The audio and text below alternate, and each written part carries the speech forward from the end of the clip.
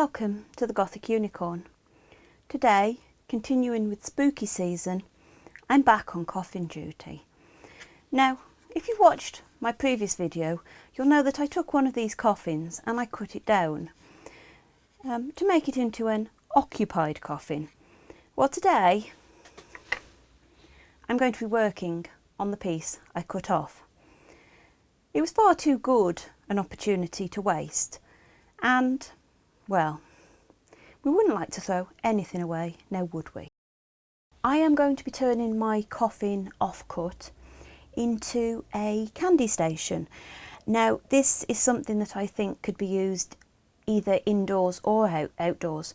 We obviously saw this sort of idea emerging last year because of social distancing, but I think it might also be nice to go in a Halloween party scene, whereby you have a little area where people can help themselves to the sweet treats as they want.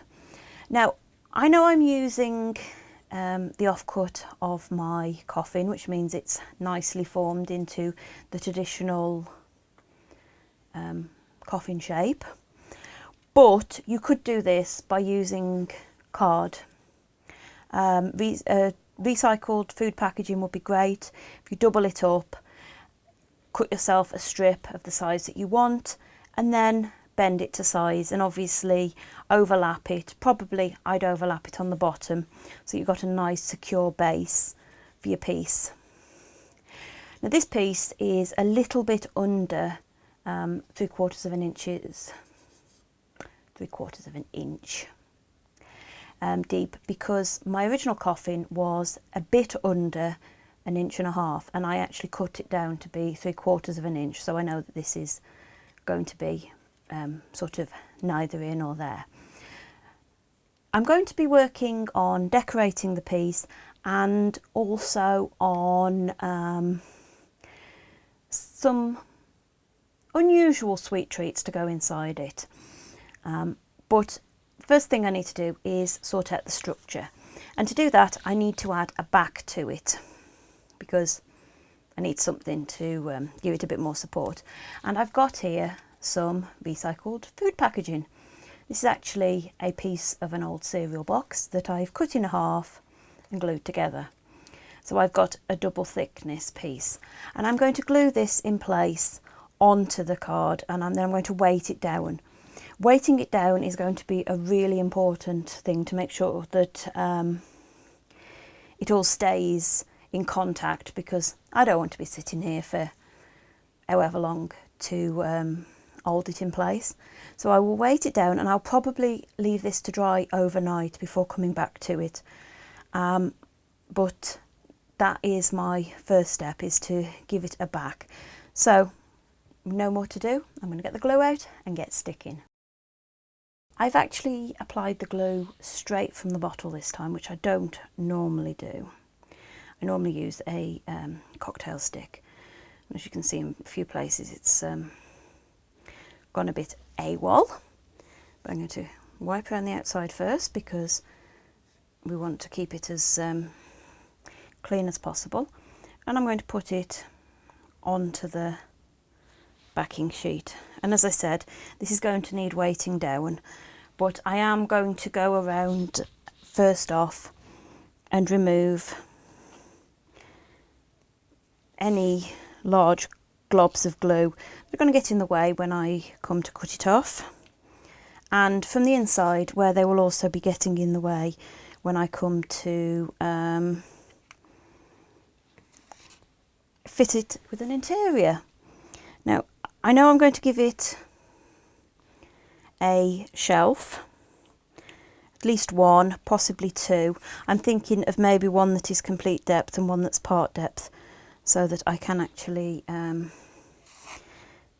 display a few different things that you might want to take.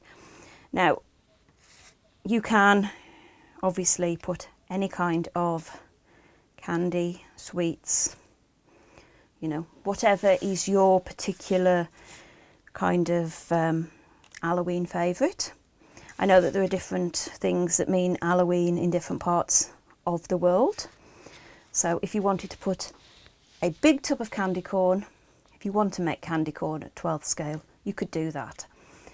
But I'm going to be making some sort of personalised pieces, and I've got a finger covered in glue, but I'll wipe that off in a minute. So I'm going to go and find a book to put on there to weigh it down, and I'll be back when it's dried. Now that the coffin is firmly attached to the back, as you can see, it's not shifting, I'm going to cut it off. Now I'm going to start off with my scissors, and I am going to trim around. All these bits will go into the recycling bin, so it's not a problem. And then I'm going to get my craft knife and I'm going to cut closely around it. Now I don't like using the craft knife on camera because I have a habit of cutting myself, and that's the last thing we want. And obviously I want to get nice and close, and that's not really working, so I might need to change the blade. So I'm going to do this off camera because if there's any blood, I want it to be paint, not mine. Coffin is cut out, a little bit fiddly, but we got there without any blood being spilt, which is brilliant. Now, as it's got its nice new back, I can see what I'm really working with, and I'm quite happy with this. I've put some glue around the edges where the two pieces are joined.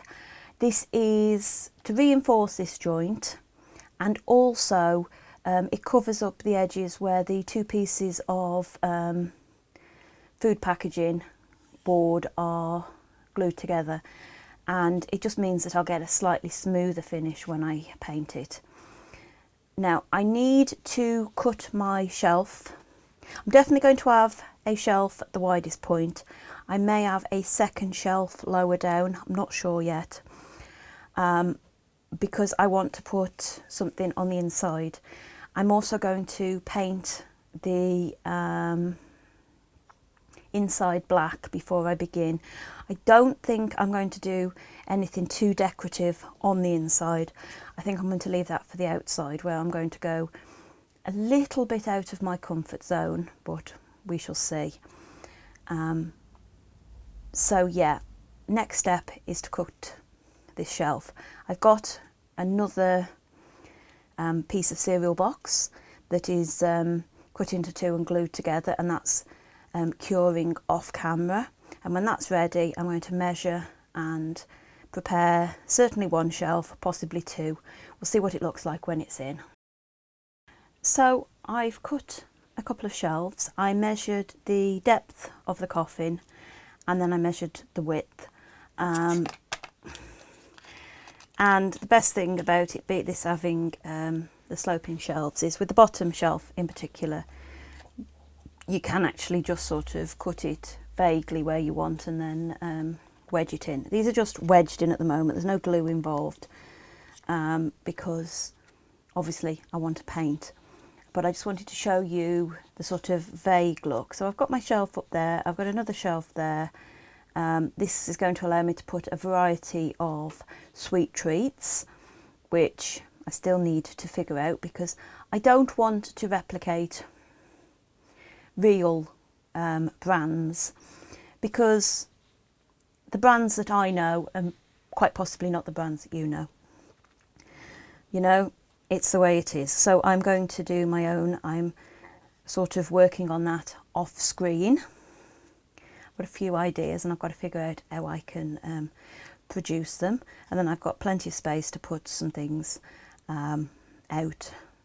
I can put a sign. This is a spare piece. I can put a sign on the top. Something like that maybe. Or I could put a sign further down. I don't know. I am thinking that I want to put something on the back so it looks like there's some kind of figure, maybe with a mirror, so that whoever looked at it would be reflected. I'm not sure. These are just ideas at the moment. So while I think about it, I'm going to paint the inside black. So I'm going to take the shelves out because they need to be painted, and I'm going to go and find some paint. I have painted the inside of the coffin black, and I have actually put a first coat of black on the outside for no other reason than I'd still got paint, and while my brush was wet I decided to just use it up. Now I've got my shelves ready, which will go in as I showed you before, but I want something to fit behind. Now I'm thinking that I'm going to do some kind of a mirrored finish at the back, and I've got here the template I made of the coffin for lining the full version, and it fits in there, and I think I'm going to use that to give me an idea of how much space I've got and to plan out a bit of a mirrored finish for the back, certainly for the top. I don't know if I'll do it, I'm going to have that shelf and then another shelf lower down, whether I'll do it behind all of it, just so that when somebody approaches it they would see themselves reflected. So obviously if they were in costume they get a bit of a surprise maybe. So I'm going to, I think, go off and find some mirror card. I've got some around here somewhere, and then I'm going to cut a mirrored card piece to go in the back of the coffin, a bit smaller than this, and then we'll see how it starts to look as it starts to go together.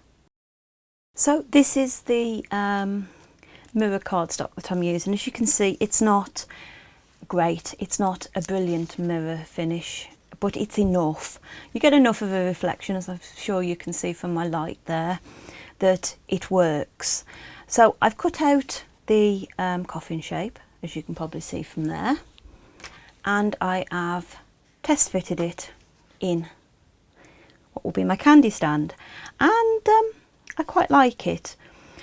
I think give it a bit of aging, a bit of something, and with stuff in front of it, it's going to have just enough impact to stand out enough.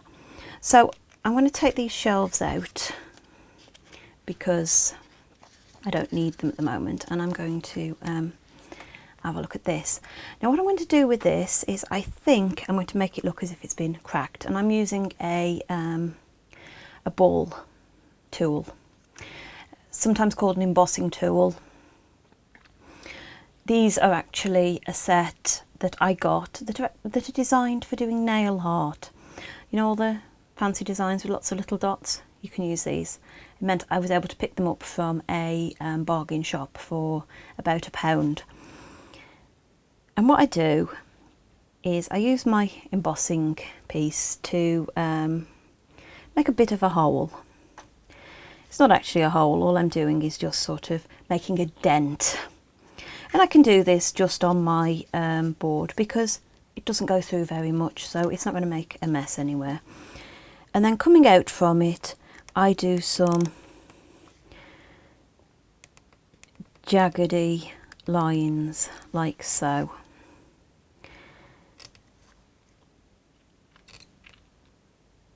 I find that jagged lines are the best because it does sort of look like cracked glass from a distance. Now hopefully you can see that if I hold it at a bit of an angle. I'm going to actually do a couple more, I think, so it looks like things have been thrown at this repeatedly, possibly from people that have been scared a bit. And we'll put another one down here maybe. Now I've got these in different sizes. I'm just using this one because it's what I've got to hand, but you can alter it, and I do apologise for the squeaky noises because if I press too hard that's what happens. And all you do is you just work your way around, putting in as many sort of cracks as you want. Once you're happy with your break, it's time to distress this a bit, because obviously I'm going to distress it. It's what I do. Now also distressing these by putting some paint over and then wiping it off again highlights the cracks quite nicely. So I'm going to use a combination of some black paint, neat black paint, and some watered down black paint, and just give it a bit of a coating. As you can perhaps see, I've dirtied this up a bit. Putting the well watered down paint over the top doesn't just make it dirty, it gives it a sort of cloudier look, and I think it's going to look good in there. I've put a bit more dirt, for want of a better phrase, around the actual cracks, but I don't necessarily want them to look ancient, so I haven't made them really black. What I think I'm going to do next is I think I'm going to put a coat of matte Mod Podge on the inside of the coffin and on the shelves, because I want to give them a certain degree of protection. And I'm not actually going to do any more decorating on the inside. The decorating on the inside is going to be from the stuff that goes on the shelves, so from the treats that I put in there. And then once that's done, I can put the inside together and I can look at finishing the outside. I've got the Mod Podge, the matte Mod Podge, dry on the inside, and as you can see, it's mostly dry. There's a couple of bits around the edges that are still a bit white, but it's dry enough to actually move on with it.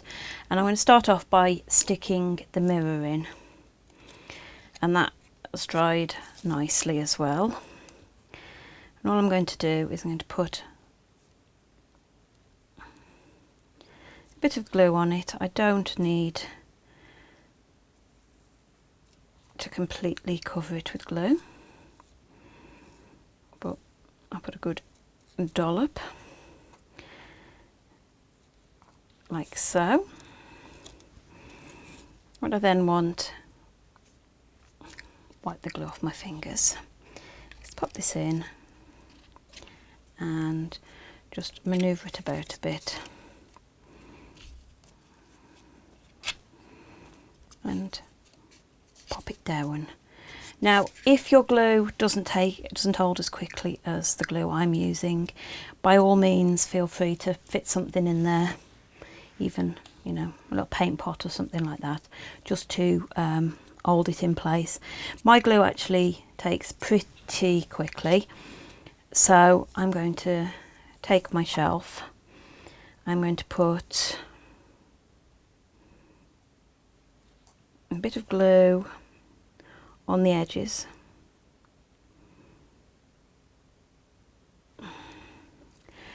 and a bit of glue along the bottom, and I'm going to pop this in.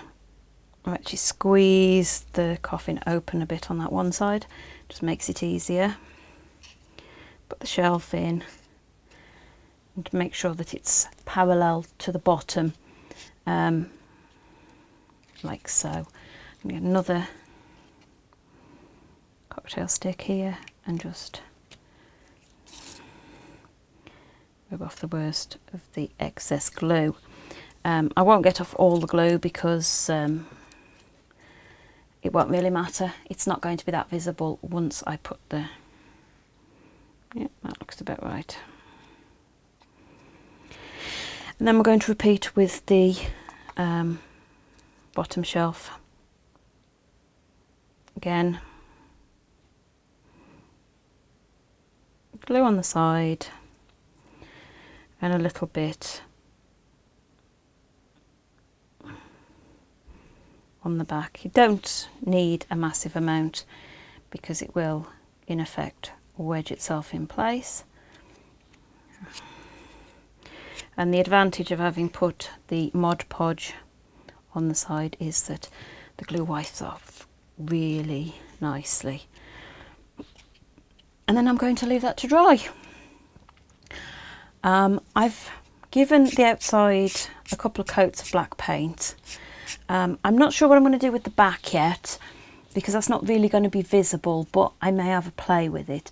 But the sides I want to decorate in a sort of, it's an Halloween style that I'm seeing quite a bit on some pieces of miniature furniture, where it's sort of kind of vintagey, kind of a bit out there, not exactly fitting with the kind of aesthetic of my doll's house.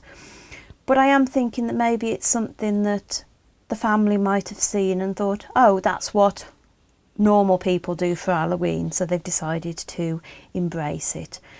Lots of patterns, lots of orange and purple, and I've got some paint out sort of ready. I've got orange, I've got a yellow colour, and I've got some purple, and we're just going to see how it goes.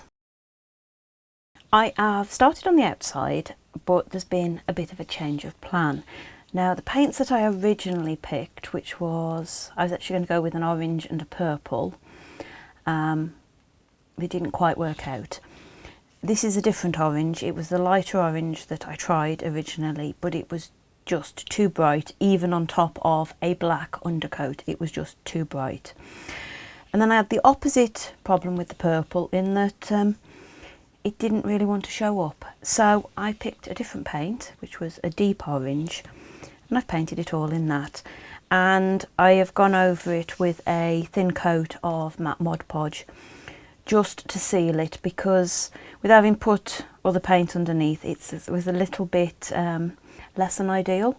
So I decided, seal it, then I can paint on top of it. I'm now going to start doing something on these side panels. I'm going to class each section separately, and then I may try something a bit more extravagant on the back. Now, the style I'm trying to do, as I think I might have said, is kind of sort of vintagey, sort of a bit kind of maybe folk art-ish. It's just something that I've seen and fancied having a go at. So I'm going to go off and I'm going to do a bit of prep on one of these, and then I'll show you what I'm up to. Now, I've been spending quite a while working on the painting on the outside. I've gone for a sort of checkered pattern, which seems to be quite popular, a spotty stripe pattern, and I've put a bat on the top. Now, I think I'm going to do something along the lines of writing candy on the side, maybe a bit of pattern on there, do that on both sides. Oh, and I've also been all the way around the edges with the black, not very neatly, but it sort of works for what I want. And then on the back, I'm going to have a go at doing something a bit more elaborate. It won't exactly be visible, but I'll know it's there. Now, one thing I did find was that my fine brushes were still too thick for working at this small scale. I'm needing things that are, you know, 1 or 2 bristles. So I've been using the end of a toothpick for a lot of my small work. It's not ideal, but it does work after a fashion. Now, I've also put the craft paints away because they were just too runny, and I've been using some tubes of acrylic paint that are sold as artist's acrylic. They're not good quality artist's acrylic. These are a set that cost a few pounds for a dozen little tubes of paint, but it is thicker, like artist's acrylic actually is, and as a result it's better for the smaller work. You can get finer details with it. So that's what I've been using,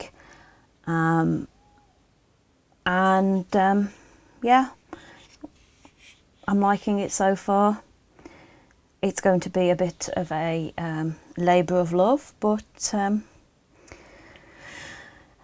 well, we do these things sometimes, don't we? So I am about done with the painting. It's took longer than I anticipated for a variety of reasons, not just the fact that I'm not very good at miniature painting. On the sides, I've written candy with a bit of a spider web motif. Done that on both sides. Don't know where that dot's come from there, but I think I'm just going to leave it. And then on the back I've gone for a bit more of a scene. I actually settled down to do it and I was at a blank. So I just went for a sort of spooky night scene, used the orange as the sky, and just sort of went with what I felt. This is something that I've done with rock painting, which is why I've got these slightly thicker, sort of more artist style acrylics. I may have mentioned that already, I'm not sure. It's been a while. It's been one hell of a week, one way and another. But I've now got my basic stand completed. Now I am going to put a coat of matte Mod Podge over the actual painting that I've put on here, just to protect it a bit more, because I am aware that it could get knocked and that sort of thing. But some of this may not quite be dry yet, because I have literally just finished painting it, which is why I'm holding it very carefully. And I'm going to give it a bit longer to dry before I add the Mod Podge. I don't want to smudge anything. So I'm going to get on with making something for the inside. A little treat for Halloween. Now, the treats you include on your candy stand are entirely up to you. You can use real sweets, candy bars from your country, your own personal favourites, your family favourites, or like me, you can make something up that's a bit more original. I am making bat bits. Now, you can't actually see these very well because they are, each of these packages, or what will be packages, are 3/4 of an inch tall, and at the moment it's 1.5 inches wide. What I actually have is I have my hand-drawn originals. Now this is actually done at 8 by 8 inches because that was the size of my bat. I actually drew around a papier-mâché bat I have in the craft room because we ordered a new printer because I've been having printer problems for quite some time, and it was delayed. So instead of being able to print out a bat shape and do what I wanted, I went the old-fashioned route. So I did that, and I coloured the background in with a pencil crayon, which you may or not be able to tell is supposed to be red.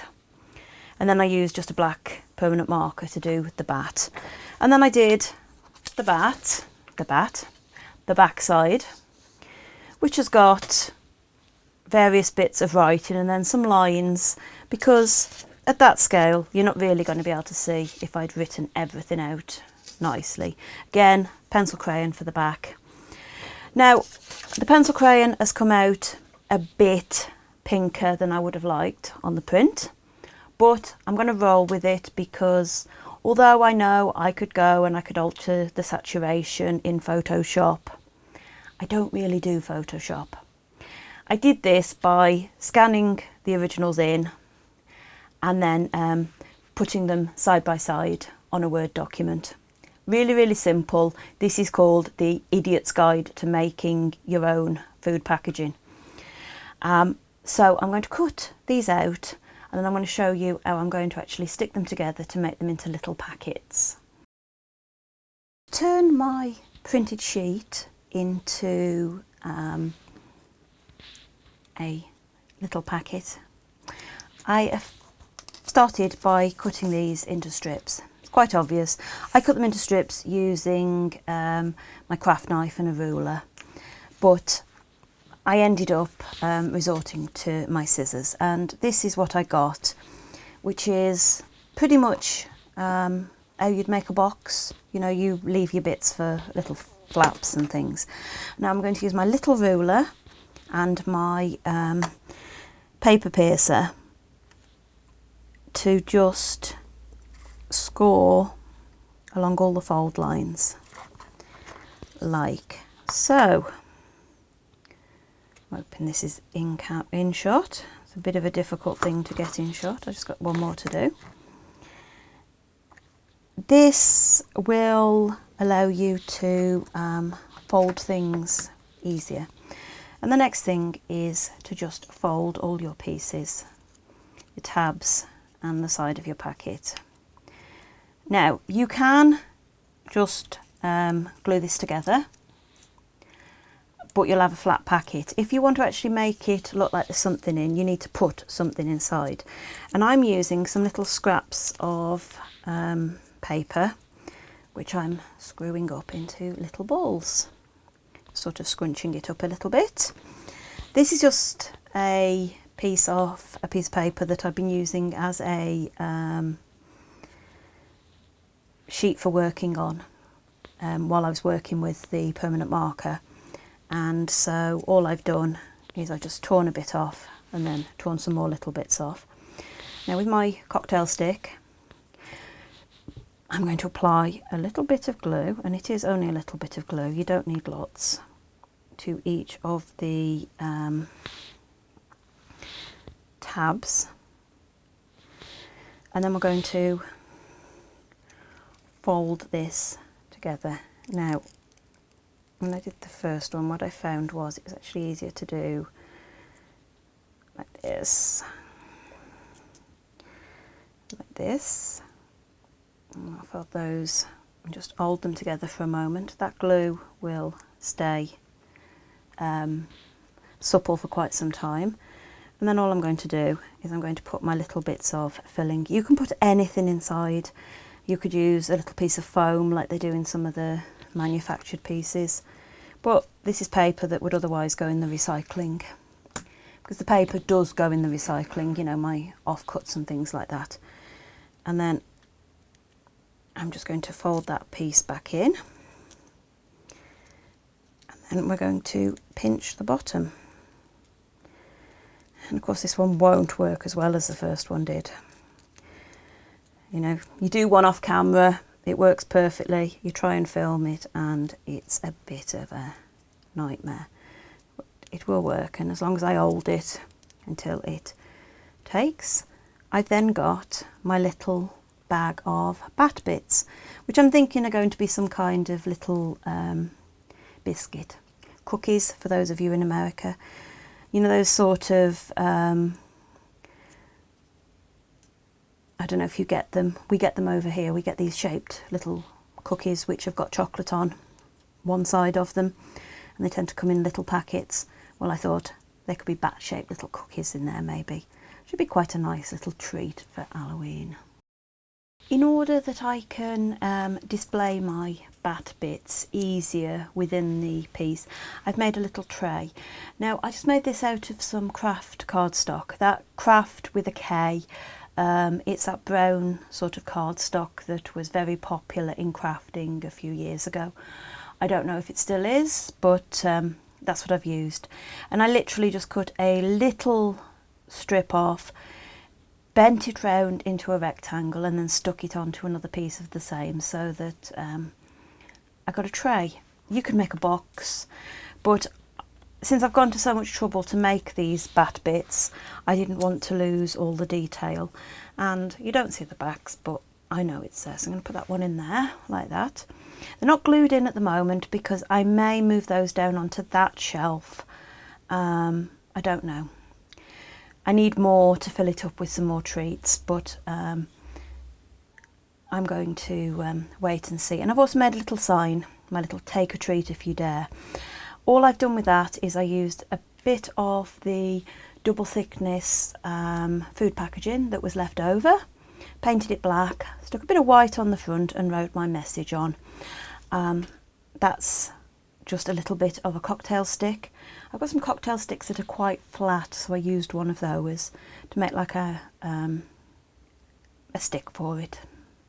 I don't know what else to describe it as. And I've just glued that onto the corner.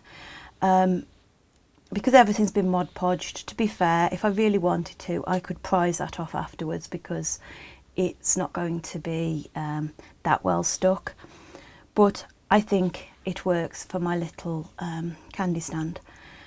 It's all been Mod Podged, as I say, and it's about ready to go and display in my doll's house. Well, it will be when I finish the treats. I hope that my little candy station has given you some ideas for a new item that you could bring into your doll's house spooky season decor. You could even use the technique that I've used to make a simple shelf unit for use all year round, if that's the aesthetic that your miniature scene is going for. It's one of these pieces that you can make as complicated or as simple as you like. You don't have to go for the fancy paintwork like I did. I just got this idea that that's what I was going to do. Anyway, I hope you've enjoyed this video. There will be more spooky treats coming up. Fingers crossed.